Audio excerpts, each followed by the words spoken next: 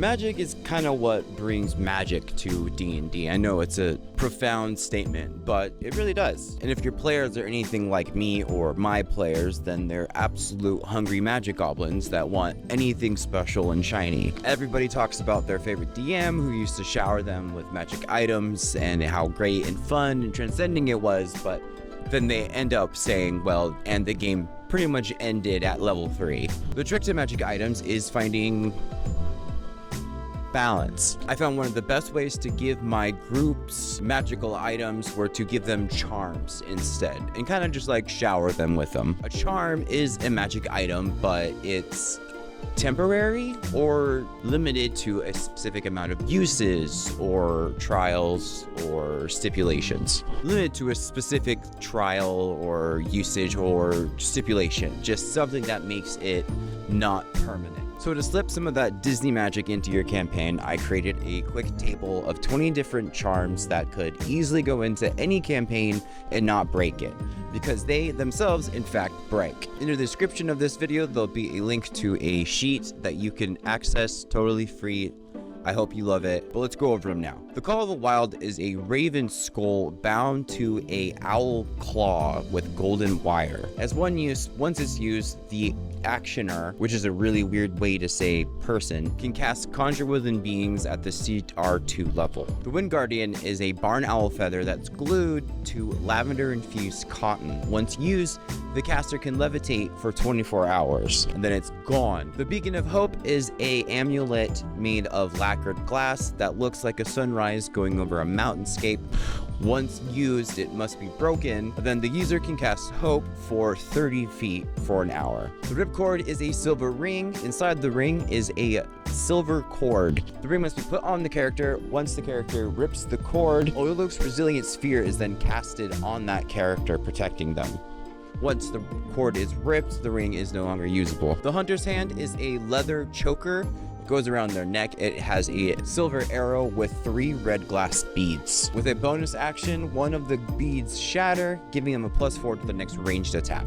It is then done after all beads are shattered, and just like a really cool edgy choker. The Vax Guard is an armlet made with woven metal daggers. The wearer can use this bonus action to add 2d6 slashing damage to their next melee attack, and you can roll a 1d6, and that's how many charges it'll have before it's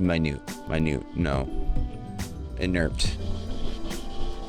God, English sucks. The Pocket Plan is a small functioning pocket watch where the second hand is always spinning twice as fast as it should. It can be used when you cast a spell that takes an action, thus changing that action into a bonus action only once. The Vampire's Blessing is a small glass figurine of a humanoid jawbone, but with large incisor fangs. Once the character crushes it into its hand, drawing blood from it, for the rest of the day, all of their melee attacks will be +2 to hit. But this obviously crushes the jaw, making it unusable again. The Hero Horn is an ivory horn with inscribed runes down it.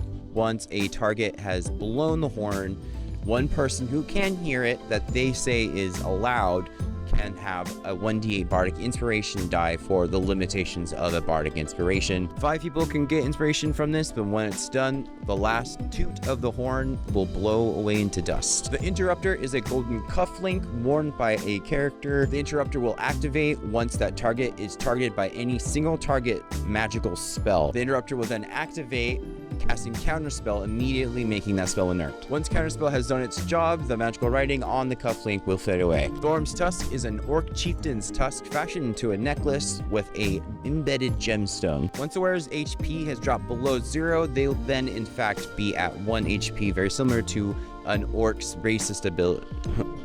An orc race ability called Relentless Endurance. This is only able to be used once, and then it's just a cool necklace. Mystery Lotion is a small glass vial that is filled with a fragrant pink slime that smells like rose water and Tylenol. If a person rubs this lotion on their skin, they will then polymorph into an ooze for 1d4 hours, but they will keep their intelligence score as their character. A vial should have enough for 2 applications, and then it's gone. The Lizard Talisman is a wooden carved head of a lizard. I know.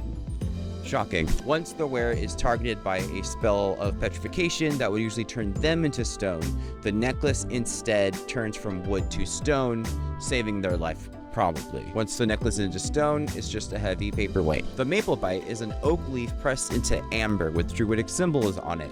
Once a person swallows it, it gives them the ability to speak with plants as far as the spell is capable of for 24 hours. The ticket to Atlantis is a small glass goldfish that, once swallowed, gives the target the ability to breathe underwater for 24 hours. Both those obviously are swallowed. Woven Wings is a beautifully sewn cashmere scarf with patterns that look like feathers all down the sides. Once activated, the wearer of this scarf will find that the scarf turns into wings itself, giving them a flying speed of 30 feet for 10 minutes. After the 10 minutes, it will then disappear into the feathers it became into. The Drow Lantern is a small glass cube with a small mote of light inside. Once shattered, the mote of light connects with the character and turns them invisible. It takes a bonus action to do, and the invisibility lasts for an hour. The Magician's Hat is a very large, stereotypical wizard hat, but at the end of the very pointy tip, there is a charm hanging from it that looks like a carrot. The holder can reach its hand inside the hat to feel a hand and pull out a Haragon. That Haragon is also a mage and will assist them for 1d6 turns. DMs, you can just use the mage stat block that's in the monster book. It has all the abilities that they do. As soon as the turns are over, the Haragon parts ways and goes about its merry business. The arm guard is a metal bracelet that has an insignia on it that looks like a shield, allowing the character to cast the spell Shield as a reaction for 1d6 times. The Mind Belayer is very gross. It's a rat brain that's been mummified with a copper wire wrapped around it with abyssal runes inscribed inside the wire. Once activated, the holder gets affected by the Intellect Fortress spell for 8 hours. The rat brain then bursts into blue flames and goes away. Well guys, I hope you liked my video about the cheesy little items I made. Again, there is a link to the Google Sheets file where you can find all this information. You can even roll a d20 and make it a random item drop. I'd like to thank all my sponsors, but especially these guys right here. Anybody in the Adventurer crew or higher in the YouTube memberships get put in the ending credits and automatically get put into a weekly raffle that pulls every Sunday. This Sunday, we're pulling my D&D dice sweater. It's one of my favorite sweaters that I own. I wear it all the time. I'm not wearing it now, but it's not cold. So, do you guys like magic items? Do you want to see more videos about magic items? Do you want to see more stuff about monsters? Let me know what you guys wanted to see, and I'll put it into rotation. Thank you so much for watching my silly videos. I love you all. Goodbye.